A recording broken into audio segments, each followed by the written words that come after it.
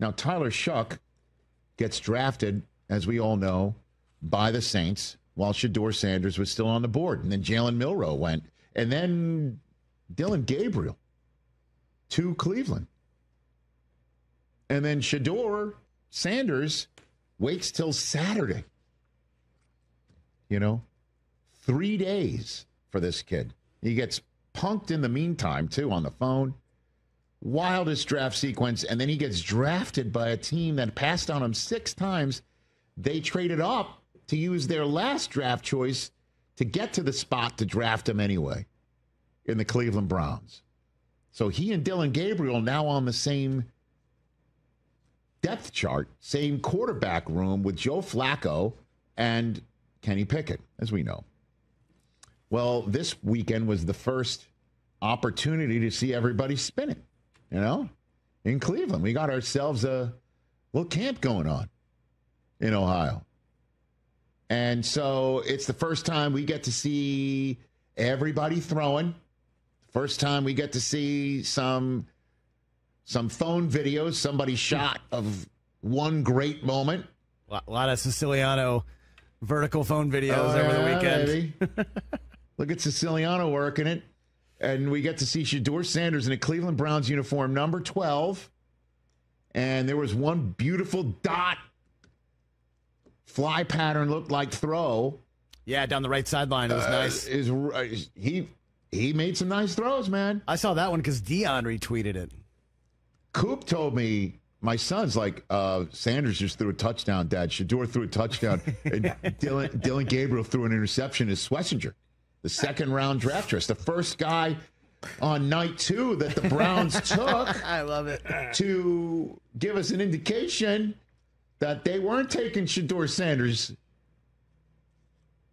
Because if you were taking Shedeur and you got 2 of the first 4 picks of a second round, you're certainly not going to pass up on him on the first shot when nobody can stop you and take him on the second shot when a bunch of teams can trade in front of you and prevent it.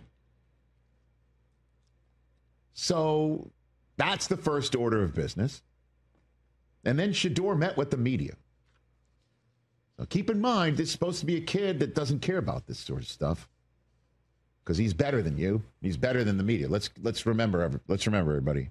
That's supposed mantra here. Unless you think he's just turning it on, because that is important to him. His branding and things like that.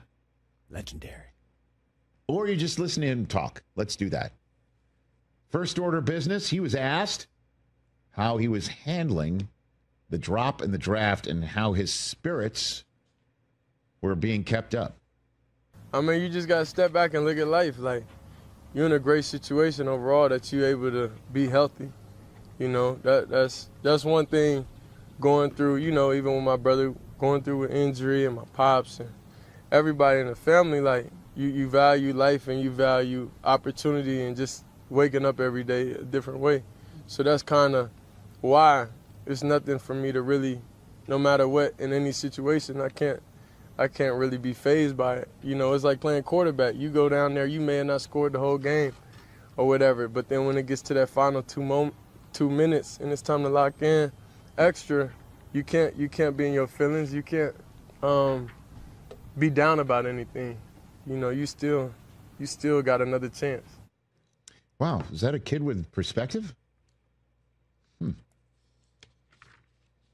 right, next up, here he is talking about people who don't believe in him.